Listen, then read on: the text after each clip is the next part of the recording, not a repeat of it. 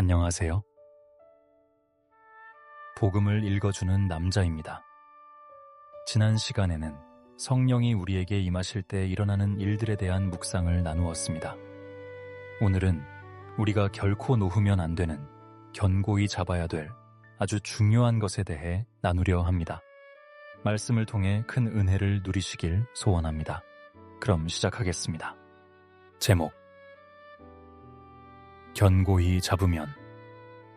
그러므로 내가 이 세대를 노하여 가로되 저희가 항상 마음이 미혹되어 내 길을 알지 못하는도다 하였고, 내가 노하여 맹세한 바와 같이 저희는 내 안식에 들어오지 못하리라 하셨다 하였으니, 우리가 시작할 때에 확실한 것을 끝까지 견고히 잡으면 그리스도와 함께 참회한 자가 되리라. 히브리서 3장 10절, 11절, 14절 말씀. 이스라엘 백성은 광야에서 힘들어서 고난 때문에 죽은 것이 아니다. 불순종해서 하나님이 버리신 것이다.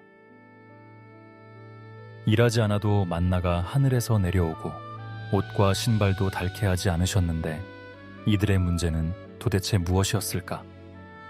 마음이 미혹된 것이라 한다. 아담과 하와가 에덴에서 쫓겨남도, 노아시대 사람들이 모두 멸망당한 것도, 이스라엘 백성이 여호수아 갈렙 둘과 광야에서 태어난 세 세대 빼고 모두 광야에 묻힌 것도 동일 이유이다. 마음의 미혹. 하나님의 음성을 들을 때 마음이 완고하게 된 일이다. 그러므로 성령이 이르신 바와 같이 오늘 너희가 그의 음성을 듣거든 광야에서 시험하던 날에 거역하던 것 같이 너희 마음을 완고하게 하지 말라. 왜 하나님의 말씀이 주어지면 마음이 굳어지는 것일까? 말씀을 들으면 신나게 순종하며 미친 사람처럼 즐거워하고 하나님의 역사와 축복을 기대를 하고 있는지, 또 이런 일을 명하시는가? 라고 불평하며 거부하거나 대충 하는 척 하는지 확인해보라. 말씀을 들으면 왠지 불편하고 완고해지면 심령이 거듭난 것이 아니다. 거듭난 심령은 말씀 코드에 기쁨으로 반응하고 기꺼이 순종하게 된다. 자동으로 말씀을 따라 움직인다. 고난과 능욕, 가난과 죽음 속으로 뛰어들어간다. 거듭나지 않고 아직도 여전히 마음의 주인이 자기인 사람은 하나님의 말씀이 거슬리는 것이다. 만약 불편한 마음이 크다면 두 주인이 서로 다투는 것이기도 하다. 부부싸움을 해보라. 시작과 동시에 마음이 돌처럼 굳어지고 완고해진다.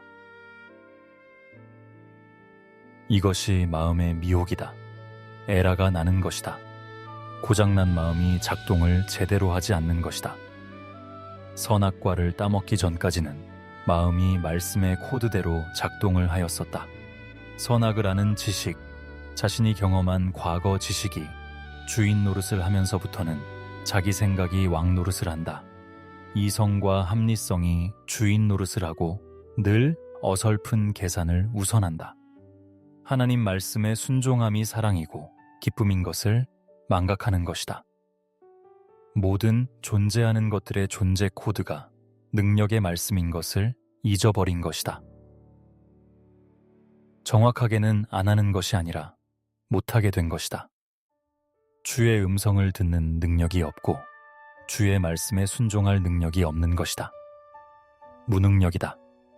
하나님을 기뻐하고 사랑할 능력도 없다. 여전히 죽은 상태이기 때문이다. 영이 성령의 능력으로 살아나지 않으면 결코 말씀의 기쁨이나 순종으로 반응조차 할 수 없다. 교회 오래 다니고 성경 공부 많이 했다고 되는 척, 하는 척, 위선의 신용만으로 결코 주님의 인정과 기뻐하심을 얻을 수 없다. 주님의 진노만 부추길 뿐이다. 내가 이 세대에게 노하여 이르기를 그들이 항상 마음이 미혹되어 내 길을 알지 못하는도다 하였고, 내가 노하여 맹세한 바와 같이 저희는 내 안식에 들어오지 못하리라 하였다 하였느니라. 듣고 격노하시게 하던 자가 누구냐? 모세를 따라 애굽에서 나온 모든 사람이 아니냐.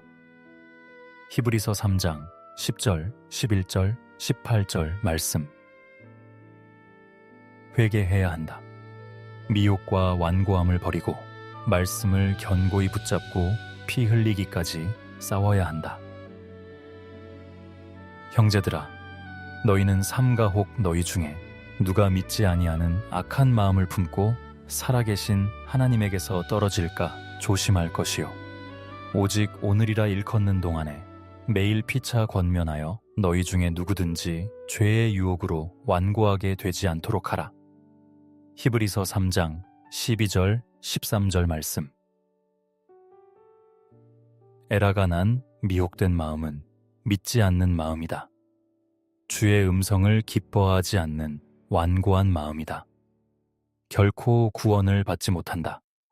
천국을 구경조차 못하게 될 것이다.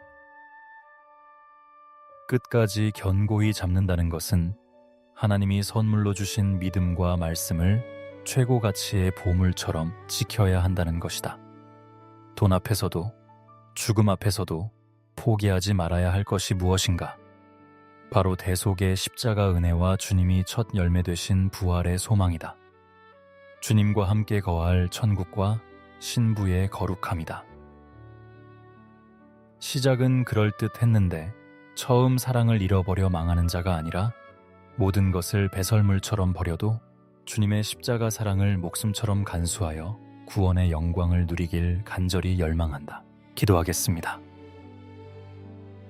하나님 아버지, 말씀을 통해 귀한 은혜를 누리게 하시니 감사합니다. 세상이 사라져도 하나님의 말씀은 영원할 것을 믿기에 그 하나님의 말씀을 견고히 붙들고 주님이 주신 믿음으로 말미암아 그리스도와 함께 영원한 생명을 누리며 안식하게 되기를 간절히 기도드립니다. 세상을 살면서 중요하다 여기는 모든 것들도 죽음 앞에서는 아무것도 중요한 것이 없습니다.